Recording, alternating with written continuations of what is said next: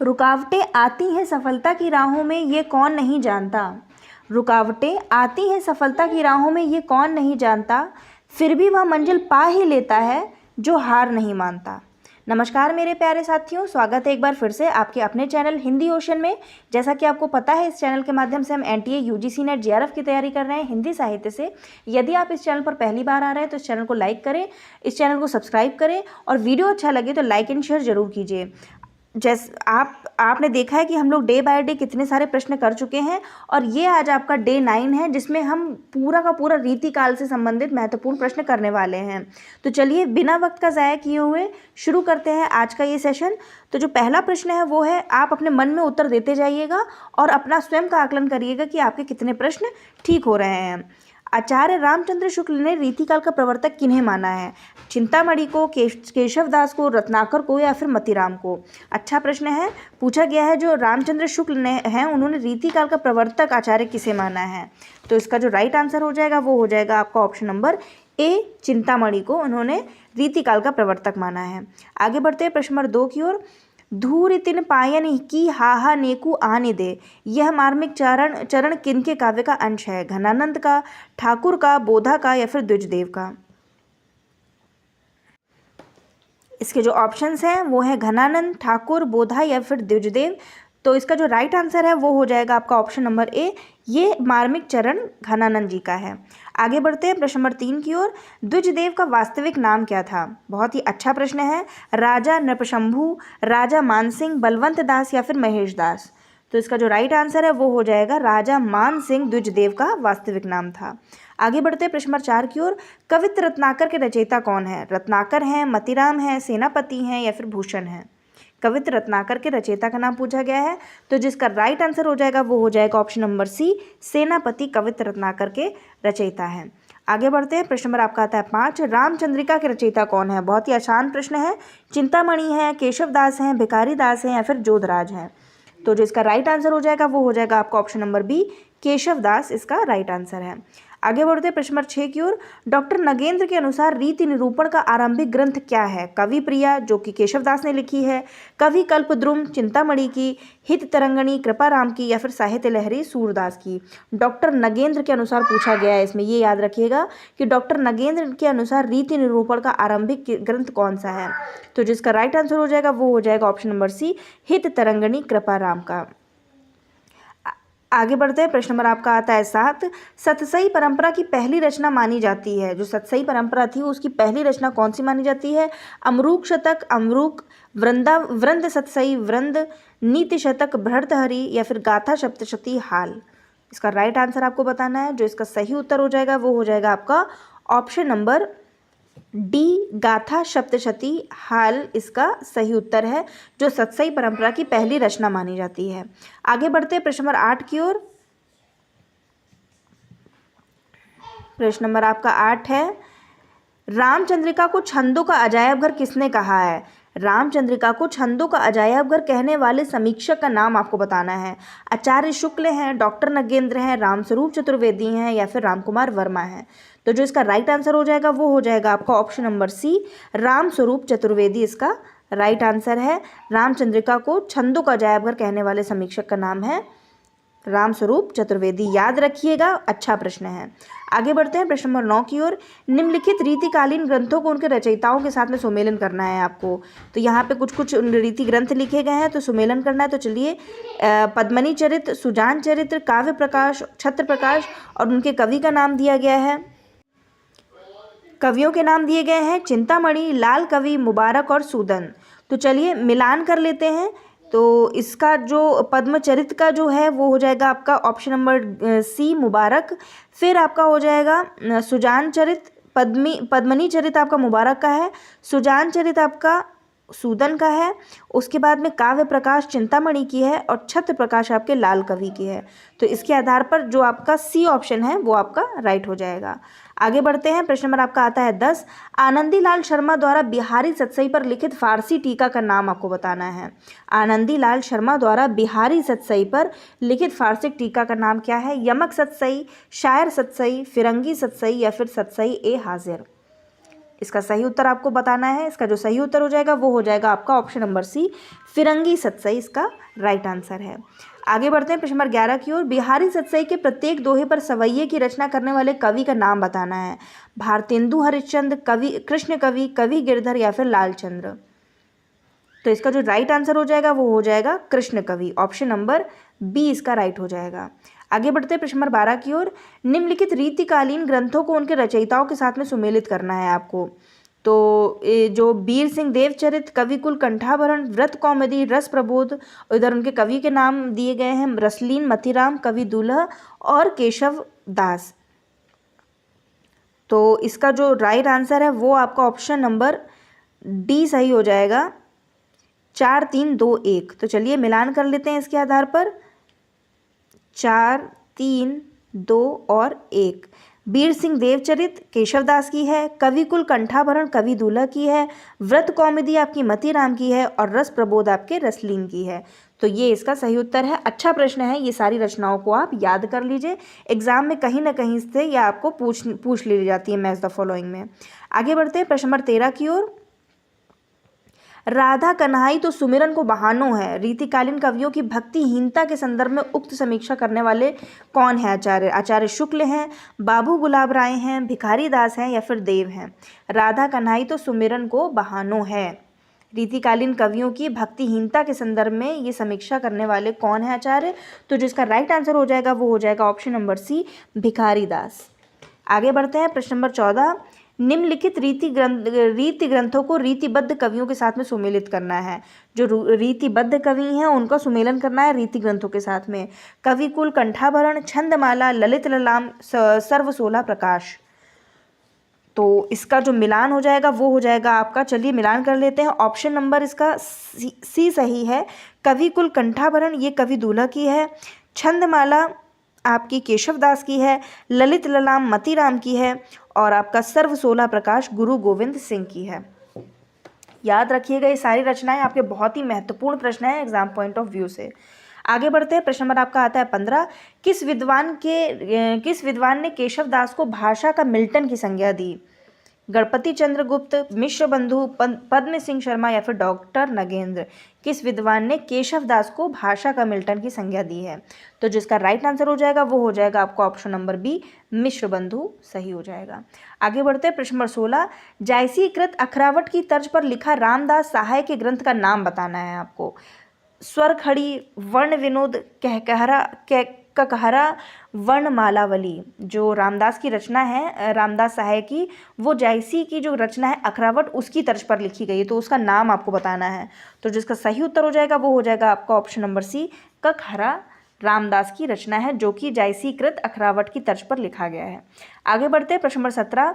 नायिका भेद की दृष्टि से सर्वप्रथम रीतिकालीन ग्रंथ का नाम बताना है आपको। जो नायिका भेद जिसमें सबसे पहले चित्रण किया गया था, ललित ललाम, सुख सागर तरंग, कविकुल कंठाभरण या फिर सर्वसोला प्रकाश। तो जो इसका राइट आंसर हो जाएगा वो हो जाएगा आपका ऑप्शन नंबर बी, सुख सागर तरंग इसका राइट आंसर है। आगे बढ़ते हैं प्रश्न नंबर आपका आता है 18। छंद निरूपण ग्रंथों में प्राचीनतम रीतिकालीन ग्रंथ कौन सा है? व्रत कौमुदी है, छंदसार है, पिंगल शास्त्र है या फिर छंदमाला है। इसका राइट आंसर आपको बताना है कि छंद निरूपण ग्रंथों में प्राचीनतम रीतिकालीन ग्रंथ का नाम क्या है। तो जो इसका सही उत्तर हो जाएगा वो हो जाएगा आपका ऑप्शन नंबर डी, छंदमाला। आगे बढ़ते हैं प्रश्न नंबर आपका आता है 19।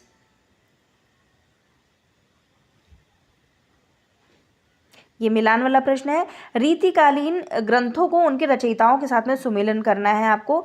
तो चलिए देखते हैं। सुधा निधि, रतन हजारा, द्रोण पर्व, रमाश्वमेध और इधर कवियों के नाम है कवितोष, रसनिधि, कुलपति मिश्र और चिंतामणि।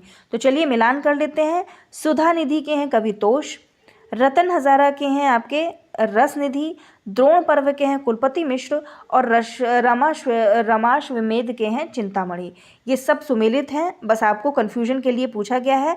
तो इसका जो राइट आंसर हो जाएगा वो हो जाएगा 1 2 3 4। प्रश्न नंबर आपका 19 इसका डी आंसर एकदम राइट है। आगे बढ़ते हैं। प्रश्न नंबर आपका आता है 20। निम्नलिखित में से कौन सा रीति ग्रंथ मतीराम का नहीं है पूछा गया है? रसराज नहीं है, अलंकार पंचाशिका नहीं है, व्रत विचार नहीं है या फिर व्रत कौमुदी नहीं है। तो जो इसका सही उत्तर हो जाएगा वो हो जाएगा आपका व्रत विचार नहीं है। बाकी रसराज भी है, अलंकार पंचाशिका भी है और व्रत कौमुदी, ये तीनों रचनाएं आपकी किसकी हैं? मतीराम की हैं। और एक आपकी रचना है ललित ललाम, वो भी मतीराम की है और एग्जाम में पूछी भी जा चुकी है। आगे बढ़ते हैं। तो इसका जो राइट आंसर हो जाएगा, जो नहीं है वो हो जाएगा व्रत विचार, ऑप्शन नंबर सी इसका राइट है। प्रश्न नंबर 21, निम्नलिखित में से कौन सी कृति गुरु गोविंद सिंह विरचित नहीं है? जो गुरु गोविंद सिंह ने जो रचित नहीं है वो कौन सी कृति है? कवित्त प्रकाश, सर्वसोला प्रकाश, सुनीति प्रकाश या फिर चंडी चरित्र? अच्छा प्रश्न है, स्तरीय प्रश्न है। तो जो इसका सही उत्तर हो जाएगा वो हो जाएगा आपका कवित्त प्रकाश, गुरु गोविंद सिंह के द्वारा विरचित नहीं है। प्रश्न नंबर 22, सुजान चरित प्रबंध, सुजान विलास, सुजान चरित्र के रचयिता क्रमशः कौन है? 3 रचनाएं दी गई हैं, कौन कौन सी? सुजान रहित प्रबंध, सुजान विलास और सुजान चरित। इन तीनों को आपको बताना है कि इनके क्रमशः कवि कौन है। तो जो इसका राइट आंसर हो जाएगा वो हो जाएगा, देखिए 3 कवि दिए गए हैं, देव घनानंद ग्वाल, सूदन देव घनानंद, सोमनाथ घनानंद सूदन और घनानंद सोमनाथ सूदन। तो जो इसका राइट आंसर हो जाएगा वो हो जाएगा आपका ऑप्शन नंबर डी इसका राइट हो जाएगा। सुजान रहित प्रबंध के हैं रचनाकार घनानंद, सुजान विलास के हैं सोमनाथ और सुजान चरित के हैं कवि सूदन। याद रखिएगा, बहुत इंपॉर्टेंट है ये। देखिए सुजान चरित, सोमनाथ के हैं सुजान विलास और घनानंद की रचयिता है जो रचनाकार हैं वो हैं घनानंद और रचना का नाम है सुजान रहित प्रबंध। याद रखिएगा, अच्छा प्रश्न है। आगे बढ़ते हैं। प्रश्न नंबर आपका आता है 23, कविराज शिरोमणि उपाधि प्राप्त कवि कौन है? भूषण है, सूदन है, पद्माकर है या फिर द्विजदेव है? कविराज शिरोमणि उपाधि किसको प्राप्त है? तो जिसका राइट आंसर हो जाएगा वो हो जाएगा ऑप्शन नंबर सी, पद्माकर। आगे बढ़ते हैं। प्रश्न नंबर 24, छल को 34वां संचारी भाव मानने वाले रीतिबद्ध कवि कौन है? कितने संचारी भाव है सबसे पहले तो ये कमेंट बॉक्स में आप बताइएगा। और 34वां जो छल जो आपका संचारी भाव है, जो जिसका नाम है छल, उसको कौन से कवि मानते, कौन से रीतिबद्ध कवि मानते हैं? केशवदास, चिंतामणि, मतीराम या फिर देव? तो इसका जो राइट आंसर हो जाएगा वो हो जाएगा आपका ऑप्शन नंबर डी, कवि देव इसका राइट हो जाएगा। आगे बढ़ते हैं। प्रश्न नंबर 25, रसलीन का वास्तविक नाम क्या है? सैयद अशरफ, महेश दत्त, सैयद गुलाम नबी या फिर बलिद? तो इसका जो राइट आंसर है वो हो जाएगा सैयद गुलाम नबी रसलीन का वास्तविक नाम है, याद रखिएगा। आगे बढ़ते हैं। प्रश्न नंबर 26, निम्नलिखित रीतिकालीन कृतियों को उनके कृतिकारों के साथ में सुमेलन करना है आपको। तो देखिए इधर दिए हुए रसिक मोहन, रघुनाथ, बंदीजन, फिर रसरूप, घनानंद, छोटा कर लेते हैं इसको, तुलसी भूषण, रस दर्पण, व्रत विचार और आपका इनका रसरूप, सेवादास और सुखदेव मिश्र।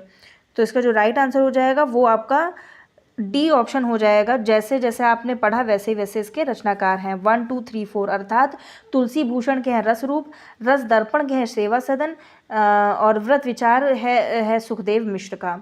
और जो आपका पहला वाला था वो था आपका रसिक मोहन का है की रचना है रघुनाथ बंदीजन।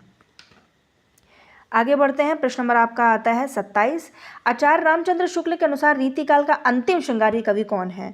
ग्वाल कवि हैं, द्विजदेव हैं, पद्माकर हैं या फिर घनानंद हैं? तो जो इसका राइट आंसर हो जाएगा वो हो जाएगा आपका option number B, Dwijdev.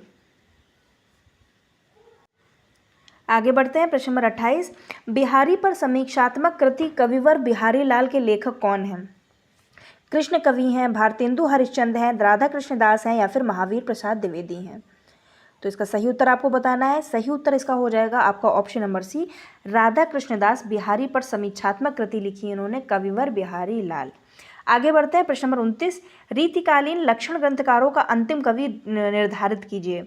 Dwijdev, ग्वाल कवि, ठाकुर या फिर पद्माकर? तो जो इसका सही उत्तर हो जाएगा वो हो जाएगा आपका ऑप्शन नंबर सी, ठाकुर। रीतिकालीन लक्षण ग्रंथकारों का अंतिम कवि पूछा गया है इसमें।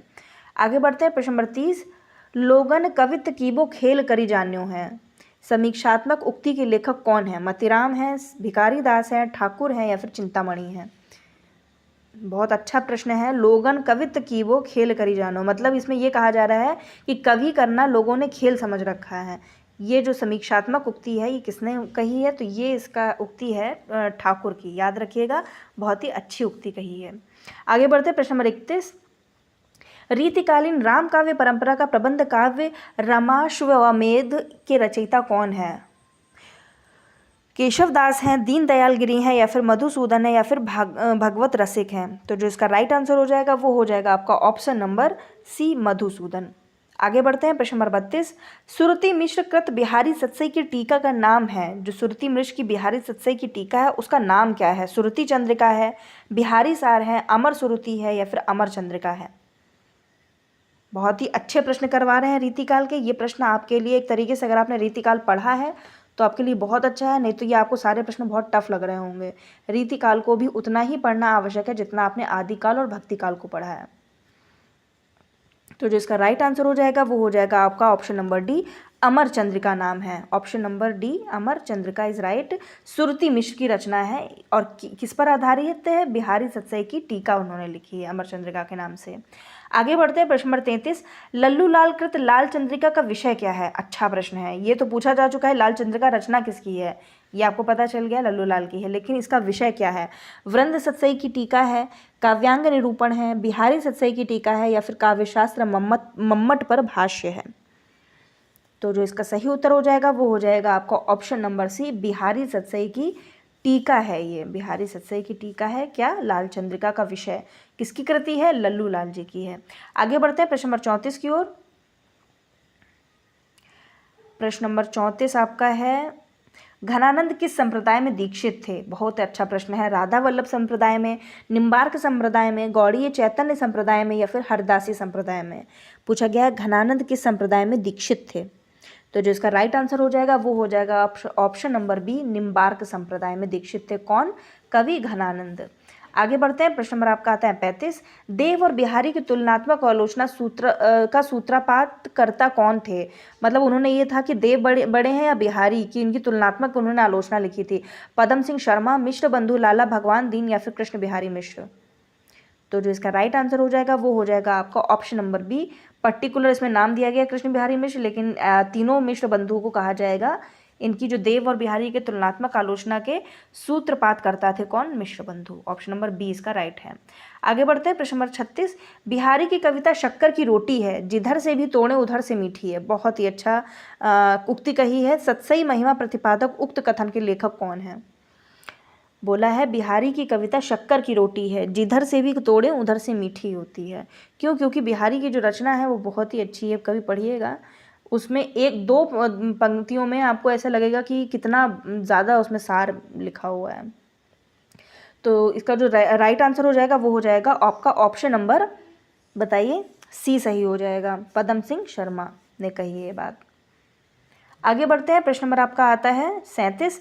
बिहारी पर लिखित समीक्षात्मक पुस्तकों को उनके लेखकों के साथ में सुमेलन करना है। कुछ पुस्तकें हैं और उनके कवि हैं, उनके लेखकों के साथ में सुमेलन करना है। तो चलिए मिलान कर लेते हैं। बिहारी सतसई की भूमिका, बिहारी और देव, देव और बिहारी, बिहारी की वाग्विभूति, पदम सिंह शर्मा, लाला भगवान दीन, कृष्ण बिहारी मिश्र, विश्वनाथ प्रसाद मिश्र।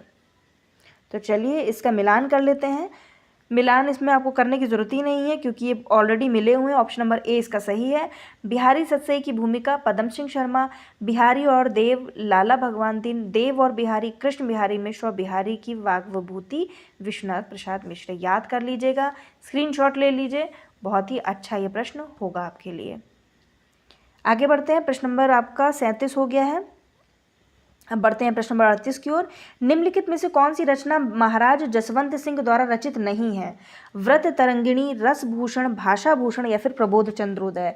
पूछा गया है महाराजा जसवंत सिंह द्वारा रचित नहीं, उनकी रचना नहीं है। एक रचना नहीं है, बाकी 3 रचनाएं उनकी हैं, तो बताना है आपको। तो जो इसका सही उत्तर हो जाएगा वो हो जाएगा रस भूषण। बाकी व्रत तरंगिणी, भाषा भूषण और प्रबोध चंद्रोदय, ये तीनों किसकी हैं? महाराजा जसवंत सिंह की हैं, रस भूषण नहीं है। आगे बढ़ते हैं, प्रश्न नंबर आपका आता है 39। केशव दास कृत रसिक प्रिया 1591 का आधार ग्रंथ कौन सा है? काव्यालंकार, भामा, श्रृंगार तिलक, रुद्र भट्ट, हृदय तरंग, भट्ट नायक, चंद्रालोक, या जयदेव पीयूष वर्ण? पूछा गया है केशव दास कृत रसिक प्रिया 1591 का आधार ग्रंथ कौन सा माना जाता है? तो जिसका राइट आंसर हो जाएगा वो हो जाएगा आपका ऑप्शन नंबर बी, श्रृंगार तिलक, जो कि किसके द्वारा लिखी गई? रुद्र भट्ट के द्वारा। आगे बढ़ते हैं, प्रश्न नंबर 40। भूषण भारतीय जनजीवन का प्रथम राष्ट्रीय कवि कौन है? भूषण भारतीय जनजीवन का प्रथम राष्ट्रीय कवि, माफ कीजिएगा, कौन नहीं, भूषण भारतीय जनजीवन का प्रथम राष्ट्रीय कवि है, कौन है, इस कथन के लेखक कौन है? रामचंद्र शुक्ल, रामवृक्ष बेनीपुरी, विश्वनाथ मिश्र या फिर डॉक्टर सत्येंद्र नाथ। तो जिसका राइट आंसर हो जाएगा वो हो जाएगा आपका ऑप्शन नंबर सी, विश्वनाथ प्रसाद मिश्र ने ये कहा है कि भूषण भारतीय जनजीवन का प्रथम राष्ट्रीय कवि हैं। आगे बढ़ते हैं, प्रश्न नंबर आपका 41, 10 प्रश्न और बचे हुए हैं। कवि देव ने प्रबोध चंद्रोदय का पद्यानुवाद किस नाम से किया? देव प्रबोध, देव माया प्रपंच, रसिकानंद या फिर देवायन।